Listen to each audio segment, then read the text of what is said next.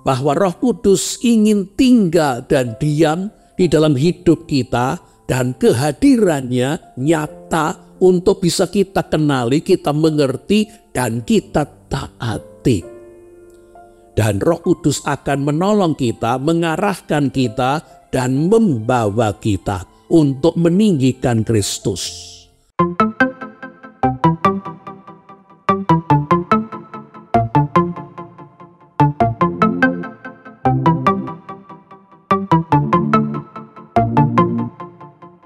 Shalom Bapak Ibu, Saudara-saudari, selamat bertemu kembali bersama dengan saya dalam seri Walking with God.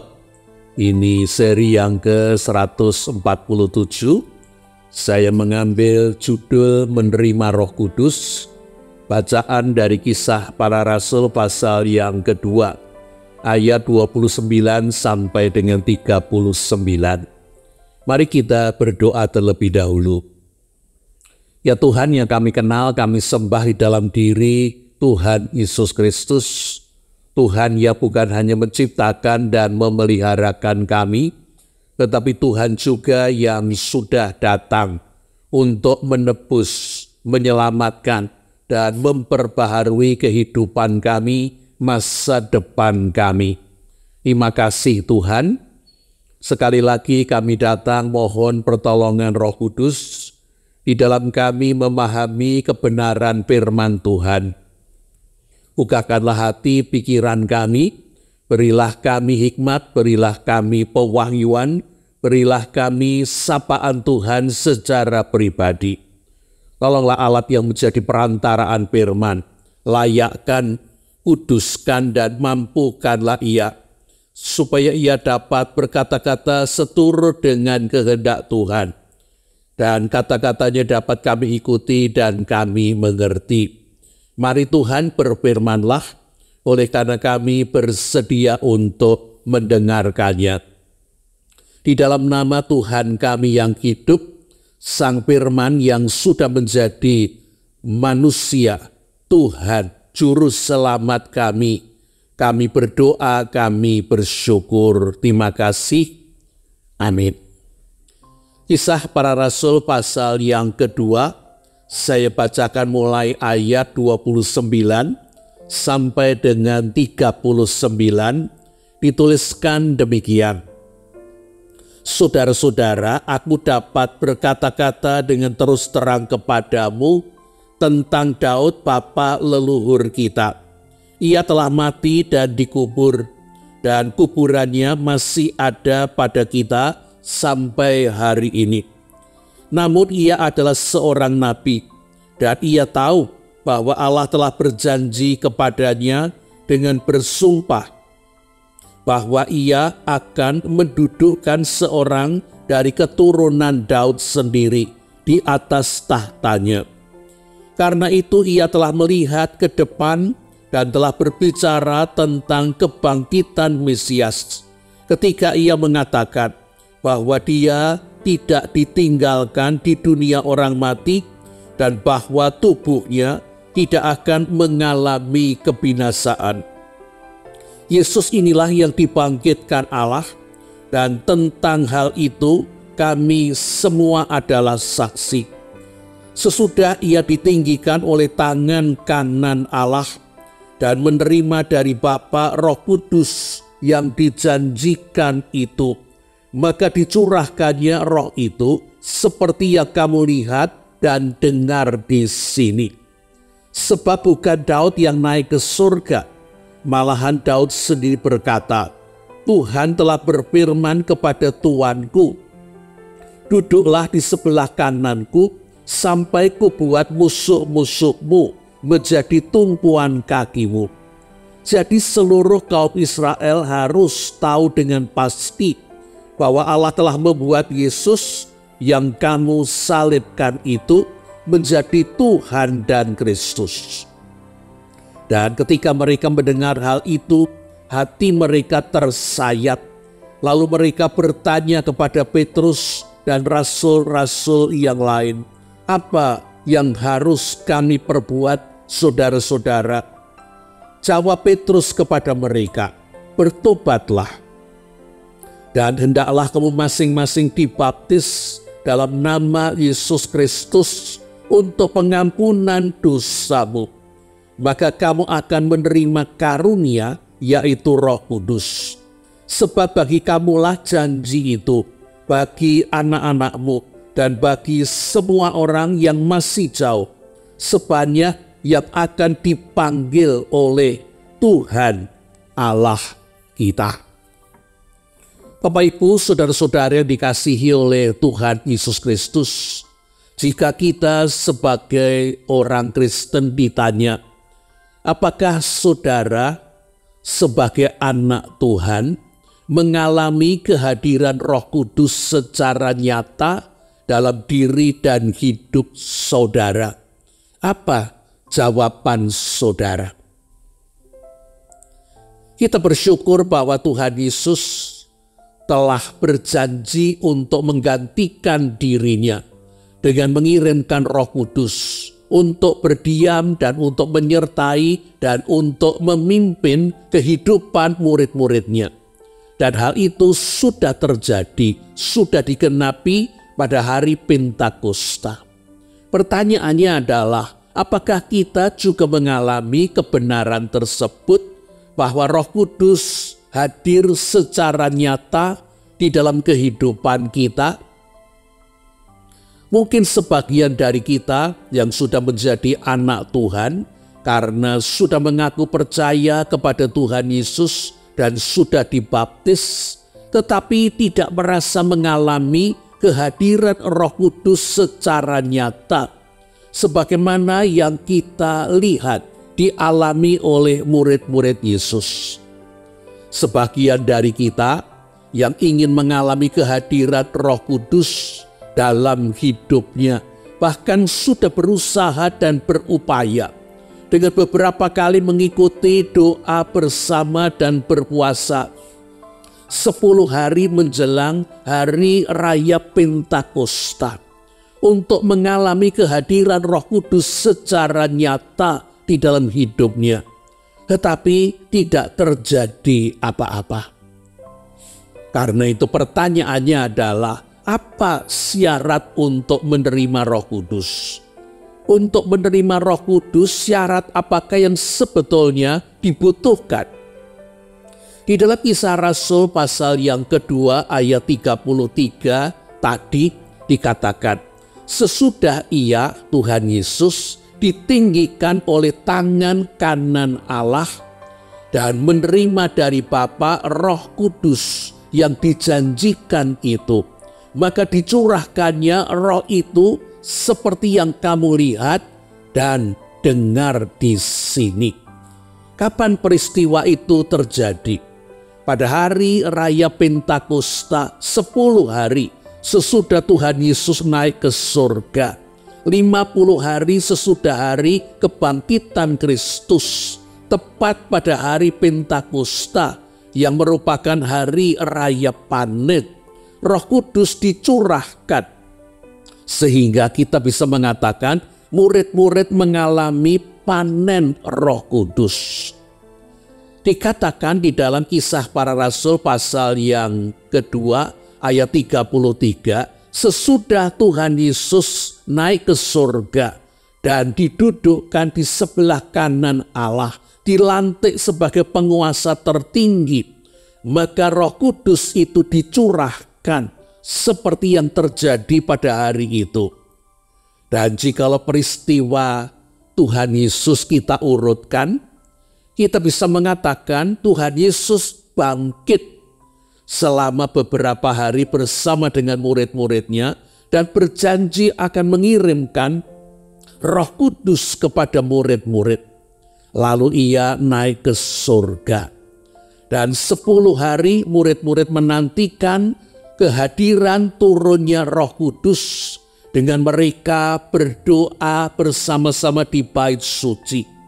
Pada hari yang ke-10 sesudah Tuhan Yesus naik ke surga, terjadilah tiupan angin keras dan turunlah lidah-lidah api yang hinggap di atas kepala para murid dan rasul. Ada 120 orang yang menantikan turunnya Roh Kudus itu. Lalu para rasul dan murid-murid itu mulai berbicara dalam bahasa-bahasa lain seperti yang diberikan kepada mereka oleh Roh Kudus. Bahasa-bahasa itu kalau kita membaca di dalam Kisah Rasul pasal yang kedua ayat 9 dan 10 adalah bahasa-bahasa dari orang-orang bangsa-bangsa di sekitar Israel. Bahasa orang Partia, Persia, bahasa orang Media, orang Elam, Mesopotamia, Kapadokia, Pontus, Asia, Frigia, Pamfilia, Mesir, Libya, dan Roma. Bahasa-bahasa yang tidak pernah dipelajari para murid tiba-tiba muncul dari bibir mereka. Dan orang-orang yang mendengar kata-kata para murid sebagai bahasa mereka sendiri, mereka mengerti artinya. Murid-murid berbicara tentang perbuatan-perbuatan besar yang dilakukan Allah. Kisah Rasul 2 ayat yang ke-11. Peristiwa ini dikatakan di dalam Kisah Rasul pasal yang kedua ayat 4a sebagai murid-murid dipenuhi dengan Roh Kudus. Dalam khotbah pada hari Pentakosta itu, Rasul Petrus menjelaskan apa artinya, apa yang terjadi pada hari itu, yaitu kehadiran Roh Kudus. Di dalam Kisah Rasul 2 ayat yang ke-36. Jadi seluruh kaum Israel harus tahu dengan pasti bahwa Allah telah membuat Yesus yang kamu salibkan itu menjadi Tuhan dan Kristus, menjadi Tuhan dan Mesias. Jadi tujuan Roh Kudus dicurahkan, makna kehadiran Roh Kudus adalah sebagai bukti bahwa Tuhan Yesus yang naik ke surga telah dilantik sebagai penguasa tertinggi dan duduk di sebelah kanan Allah Bapa. Pencurahan Roh Kudus, hadirnya Roh Kudus yang dikirimkan oleh Tuhan Yesus membuktikan tentang ketuhanan dirinya, bahwa ia adalah Tuhan dan Mesias atau Kristus sebagaimana yang dinubuatkan di dalam perjanjian lama. Dan demikian kita menemukan keseluruhan makna peristiwa Yesus, kematian, kebangkitan, kenaikannya ke surga, dan turunnya Roh Kudus. Kebangkitan atau mulai dari kematian, kebangkitan, kenaikan Tuhan Yesus ke surga, dan turunnya Roh Kudus merupakan satu rangkaian lengkap penugasan bagi Tuhan Yesus yang membawa kehormatan, keagungan, dan kemuliaan bagi Tuhan Yesus dengan dilantik menjadi penguasa tertinggi yang memiliki segala kuasa di surga dan di bumi. Matius 28 ayat 18. Dan didudukkan di sebelah kanan tahta Allah Bapa. Efesus pasal yang kedua ayat 10 atau ayat 11. Dan sekaligus peristiwa kematian, kebangkitan, kenaikan Tuhan Yesus ke surga, dan turunnya Roh Kudus menjadi anugerah besar bagi orang-orang yang percaya kepada Tuhan Yesus dan menyerahkan diri mereka, hidup mereka kepadanya, yaitu orang-orang yang percaya dan menyerahkan diri mereka kepada Kristus beroleh pengudusan dan pembenaran. Mereka dikuduskan dan dibenarkan oleh karena Kristus. Kita meyakini Tuhan Yesus disalibkan dan wafat. Secara hukum Allah Bapa menghisapkan, memasukkan, membuat kita berada dan menyatu dengan Kristus, ikut disalibkan dan wafat. Sehingga secara hukum Allah Bapa memperhitungkan kita ikut disalibkan dan ikut mati bersama dengan Kristus. Roma pasal yang ke-6 ayat 6 dan ayat 4. Oleh karena itu bagi kita yang percaya dan menyerahkan diri kita kepada Kristus, hukuman atas dosa-dosa kita, seluruh dosa kita sudah dijatuhkan dan ditanggung oleh Kristus. Sehingga kita sudah dibebaskan dari hukuman dosa yaitu maut. Kita sudah mendapatkan pengampunan. Demikian juga karena kita meyakini Tuhan Yesus yang bangkit dari kematian dengan mendapatkan hidup yang baru, tubuh yang baru, yang ilahi dan yang mulia. Secara hukum Allah Bapa pun menghitung kita ikut kebangkitan dan hidup yang baru Kristus. Kita ikut mendapatkan hidup yang baru, hidup ilahi, hidup yang kudus. Roma pasal yang keempat, ayat 4 dan 5, maupun Efesus pasal yang kedua, ayat 4 sampai dengan ayat yang ke-6. Dan berkaitan dengan penerimaan Roh Kudus, dengan kita meyakini bahwa Tuhan Yesus yang bangkit dan didudukkan di sebelah kanan tahta Allah. Efesus 1 ayat 20 sampai dengan 22. Maka Tuhan Yesus mengirimkan Roh Kudus untuk menyertai dan untuk mendiami setiap murid yang percaya dan menyerahkan diri kepadanya. Yohanes 14 ayat 17 bagian B. Dikatakan di dalam Yohanes 16 ayat yang ke-7. Tetapi benar yang kukatakan ini kepadamu, lebih berguna bagi kamu jika aku pergi. Sebab jikalau aku tidak pergi, penolong itu tidak akan datang kepadamu. Tetapi jikalau aku pergi, aku akan mengutus dia kepadamu. Jadi kedatangan Roh Kudus adalah jikalau Tuhan Yesus pergi naik ke surga. Jadi kedatangan Roh Kudus adalah oleh karena dikirimkan oleh Yesus yang naik ke surga. Di dalam Lukas 24 ayat 49 dikatakan, lihatlah, aku akan mengirimkan kepadamu apa yang dijanjikan Bapa-Ku. Namun kamu harus tinggal di dalam kota ini sampai kamu diperlengkapi dengan kekuasaan dari tempat tinggi. Itulah yang menahan murid-murid untuk segera pergi keluar dari kota Yerusalem. Mereka terus bertekun bersama, berdoa sampai pada hari yang ke-10 Roh Kudus datang dan dicurahkan atas mereka. Jadi Roh Kudus kita terima oleh karena akibat dari Kristus ditinggikan, bukan oleh karena sesuatu dari diri kita. Apakah itu kesalehan maupun prestasi pelayanan kita? Bukan. Roh Kudus kita terima sebagai bukti kemuliaan dan keagungan Kristus, bukan oleh karena suatu kelebihan pada kita. Apapun itu tidak sama sekali. Sekali lagi, semua yang kita dapatkan, pengampunan dosa, keselamatan, hidup baru, serta hadirnya Roh Kudus di dalam hidup kita, diri kita, sama sekali bukan hasil usaha maupun pekerjaan kita ataupun prestasi kita. Tetapi karena anugerah Allah, pemberian Allah yang kita terima dengan iman.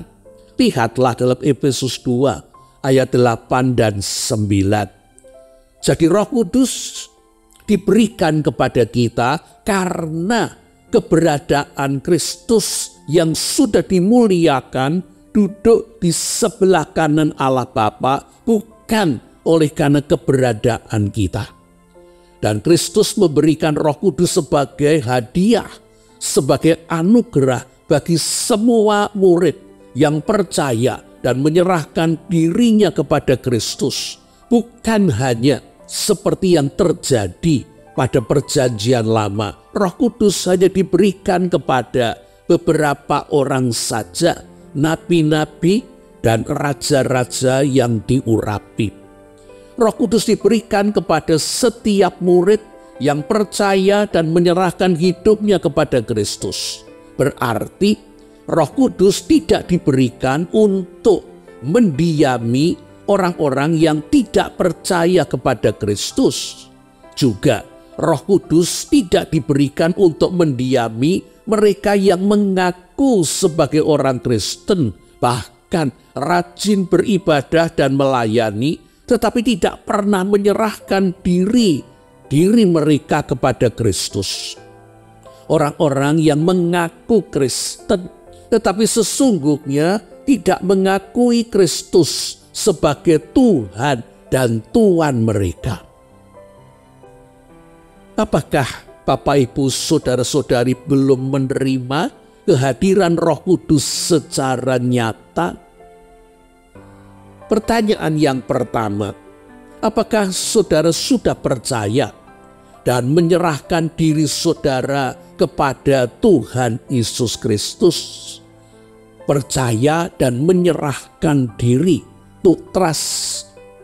Sekali lagi, rajin beribadah, bahkan sudah dibaptis, ikut berbagai pelayanan gereja, bahkan memiliki beberapa jabatan dalam organisasi gereja, belum menjamin bahwa mereka ini sungguh-sungguh percaya, dalam arti sudah pernah dan terus mempercayakan diri mereka kepada Kristus, menyerahkan hidup mereka kepada Kristus, menjadikan Kristus sebagai Tuhan dan Tuan dirinya, dan dia dengan sukacita bersedia dan bersyukur menjadi hamba Kristus. Oleh karena dia sadar dan mengerti dia adalah budak dosa, hamba dosa, dibeli oleh Kristus dengan harga yang sangat mahal, yaitu darah dan kematian Kristus. Menjadi hamba Kristus adalah orang-orang yang mengerti betapa besar kasih dan harga yang sudah dikorbankan Kristus untuk dirinya.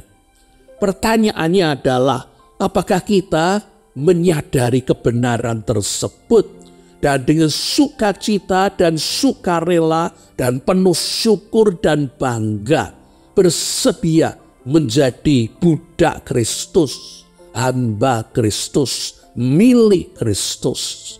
Semoga sudah. Pertanyaan yang kedua, apakah saudara percaya, yakin bahwa saudara mengimani apa yang terjadi, apa yang dilakukan Tuhan Yesus dan kebenaran firman Tuhan? Bagaimana tanggapan saudara bila seseorang berdoa, Tuhan Yesus, hamba percaya bahwa Tuhan sudah mati bagi hamba. Tuhan sanggup menghapus dosa-dosa hamba.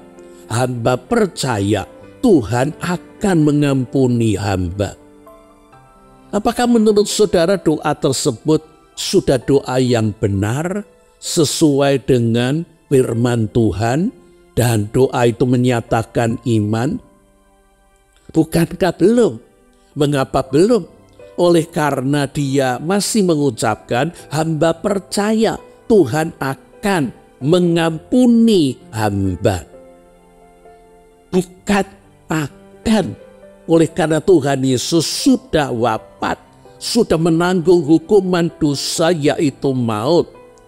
Bila kita mengamini firman Tuhan, kita seharusnya berdoa, Tuhan Yesus, hamba bersyukur sebab Tuhan sudah wafat bagi hamba, sehingga dosa-dosa hamba sudah Tuhan hapuskan. Sudah, bukan akan. Dan hal ini sesuai dengan ayat yang agak sulit dipahami. Ayat yang terdapat di dalam Markus 11 ayat yang ke-24 yang bunyinya. Karena itu aku berkata kepadamu, apa saja yang kamu minta dan doakan, percayalah bahwa kamu telah menerimanya, maka hal itu akan diberikan kepadamu. Perhatikan ada dua kata yang sepertinya tidak cocok. Bukankah mestinya ayat ini berbunyi, karena itu aku berkata kepadamu, apa saja yang kamu minta dan doakan, percayalah bahwa kamu akan menerimanya, maka hal itu akan diberikan kepadamu. Tetapi ternyata bukan begitu. Markus 11 ayat 24. Karena itu aku berkata kepadamu, apa saja yang kamu minta dan doakan, percayalah bahwa kamu bukan akan, percayalah bahwa kamu telah menerimanya. Maka hal itu akan diberikan kepadamu. Belum diterima, baru diminta. Tetapi dikatakan bukan akan menerimanya, tetapi telah menerimanya. Demikian juga dengan keyakinan kita tentang apa yang sudah dijanjikan Tuhan Yesus melalui kematiannya, melalui kebangkitannya, dan juga melalui kenaikannya ke surga. Karena itu pertanyaan ketiga, apakah saudara sudah mengamini, meyakini bahwa Tuhan Yesus yang sudah bangkit, sudah dimuliakan, dan duduk di sebelah kanan Allah Bapa, serta memiliki segala kuasa di surga dan di bumi. Matius 28 ayat 18, kepadaku telah diberikan segala kuasa di surga dan di bumi. Apakah saudara, apakah saya, apakah kita sudah percaya bahwa Tuhan Yesus yang naik ke surga sudah dimuliakan, dilantik menjadi penguasa tertinggi, didudukkan di sebelah kanan tahta Allah. Karena itu pertanyaan berkaitan dengan menerima Roh Kudus, berkaitan dengan penerimaan Roh Kudus. Bagaimana bila doanya demikian? Tuhan Yesus, Dikau sudah naik ke surga, dimuliakan dengan didudukkan di sebelah kanan Allah Bapa. Tolong kirimkan Roh Kudus untuk berdiam dalam diri hamba dan memimpin hidup hamba. Apakah ini doa yang benar sesuai dengan firman Tuhan? Ataukah ini doa yang salah? Tolong kirimkan Roh Kudus untuk berdiam dalam diri hamba dan memimpin hidup hamba. Roh Kudus sudah dikirimkan, Roh Kudus sudah dicurahkan 10 hari sesudah Tuhan Yesus naik ke surga. Bagaimana kita masih berdoa, tolong kirimkan? Karena itu bukankah kita mesti berdoa tidak seperti itu? Bagaimana kalau doa kita itu begini, Tuhan Yesus, Tuhan sudah dilantik dan dimuliakan dan duduk di sebelah kanan Allah Bapa. Terima kasih, oleh karena Roh Kudus sudah Tuhan curahkan juga bagi hamba. Kiranya Roh Kudus nyata dalam hidup hamba dan memimpin hidup hamba. Roh Kudus sudah Tuhan curahkan, bukan hanya bagi murid-murid pada waktu itu, tetapi juga bagi semua murid yang percaya dan menyerahkan hidupnya kepada Kristus, juga kita. Seorang pemuda menghadiri kebaktian penyegaran iman yang dipimpin pendeta Watchmeni di Shanghai. Dan khotbah pada waktu itu tentang Roh Kudus diberikan, karena Kristus ditinggikan dan dimuliakan. Sesudah pemuda itu pulang dari kebaktian sampai di rumah, dia berdoa, Tuhan, hamba merindukan kuasa Roh Kudus. Dikau sudah dimuliakan. Kiranya Tuhan menuangkan Roh Kudus atas hamba. Sejenak kemudian dia berdoa lagi dan ternyata dia meralat doanya yang pertama. Oh Tuhan, doa saya tadi salah. Tuhan Yesus, kita berdua sama-sama menerima janji Bapa. Dikau akan dimuliakan dan hamba akan diberi Roh Kudus.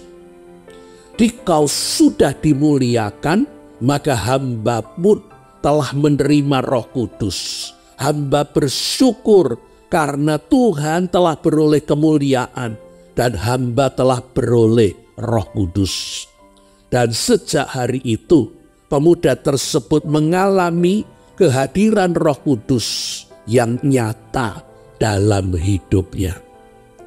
Bapak Ibu, saudara-saudara yang dikasihi oleh Tuhan Yesus Kristus, apa tanda kehadiran Roh Kudus dalam hidup murid-murid?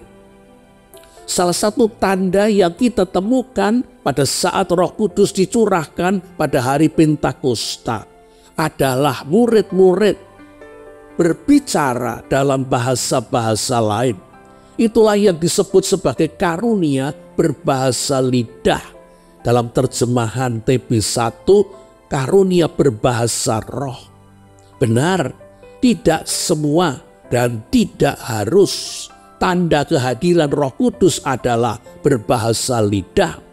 Kita pun membaca dalam Injil-Injil, Tuhan Yesus tidak pernah diceritakan berbicara atau berdoa dalam bahasa lidah. Tetapi Rasul Paulus, dia berbahasa lidah dan mengajarkan tentang karunia berbahasa lidah. Karunia apa yang hendak diberikan Allah kepada setiap kita adalah wewenang dan kemurahan Kristus. Karena Tuhanlah yang paling tahu karakter kita dan tugas apa yang Ia percayakan kepada kita, sehingga Tuhan juga tahu kita ini membutuhkan karunia apa untuk karakter kita maupun untuk mampu melakukan tugas yang diberikan kepada kita. Tetapi mungkin saja bukan Tuhan mau memberi karunia bahasa lidah bersama-sama dengan karunia-karunia yang lain oleh karena kemurahannya dan kekayaannya. Mungkin ada di antara Bapak Ibu saudara-saudari yang berasal dari gereja yang asing dengan karunia-karunia roh adikodrati atau supranatural yang disebut dalam 1 Korintus 12 ayat 8 sampai dengan 10, termasuk karunia berbahasa lidah, sehingga cenderung untuk hati-hati, bahkan mungkin mencurigai apa yang dikatakan sebagai karunia bahasa lidah atau bahasa roh. Tetapi karunia-karunia termasuk karunia bahasa lidah diberikan Tuhan kepada gerejanya pasti ada gunanya untuk pertumbuhan spiritual dan pelayanan kita. Dalam 1 Korintus 14 ayat 39b dan 40 Rasul Paulus menulis, dan janganlah melarang orang berbicara dalam bahasa lidah, namun segala sesuatu harus berlangsung dengan sopan dan teratur. Bahasa lidah adalah karunia. Bahasa lidah diberikan untuk dipakai untuk menjadi bermanfaat. Tetapi benar, ibadah punya aturan sehingga ibadah harus berlangsung dengan sopan dan teratur. Tetapi melarang berbahasa lidah, apakah gereja Bapak Ibu saudara-saudari melarang berbahasa lidah? Bila kehadiran Roh Kudus berkaitan dengan Kristus dimuliakan sebagai Tuhan dan Mesias atau Kristus, maka kita harus mengupayakan hidup yang memuliakan Kristus, meninggikan Kristus, bukan membanggakan diri kita atau gereja kita.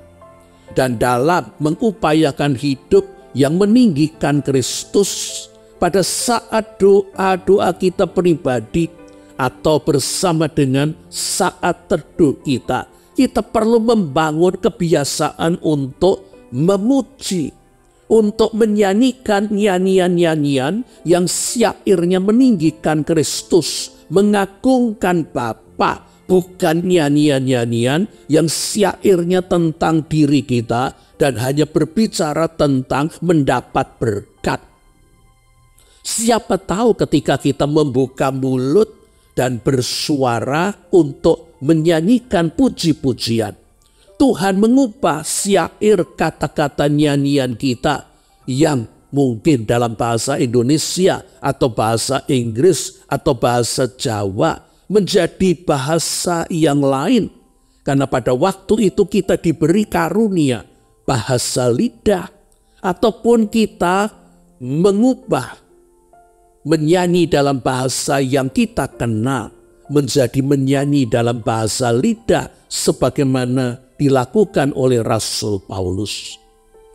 Berbahasa lidah adalah salah satu dari 9 karunia supranatural adikodrati yang disebut Rasul Paulus di dalam 1 Korintus 12 ayat 8 sampai dengan 10.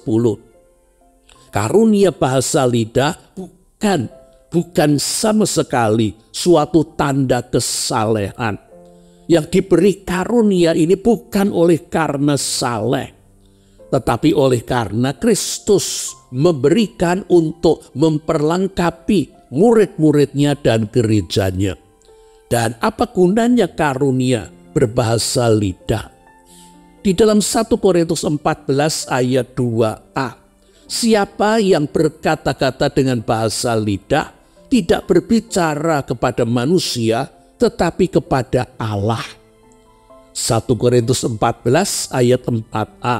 Siapa yang berbicara dengan bahasa lidah, ia membangun dirinya sendiri. Maksud saya dengan kita membangun kebiasaan untuk menyanyi, untuk memuji. Oleh karena bahasa lidah adalah karunia untuk berbicara. Jikalau kita tidak membuka mulut kita dan tidak menyuarakan, bagaimana kita bisa berbahasa? Karena itu dengan menyanyikan puji-pujian, kita akan bisa melanjutkan dengan menyanyikan dan memuji dalam bahasa yang diberikan oleh Roh Kudus. Apakah itu bahasa-bahasa bangsa-bangsa di dunia ini, ataukah itu bahasa malaikat? Jadi, saya berharap Bapak, Ibu, Saudara-saudari menjadi jelas bahwa Roh Kudus ingin tinggal dan diam di dalam hidup kita dan kehadirannya nyata untuk bisa kita kenali, kita mengerti, dan kita taati. Dan Roh Kudus akan menolong kita, mengarahkan kita, dan membawa kita untuk meninggikan Kristus, untuk mengerti kehendak Kristus, untuk melayani Kristus.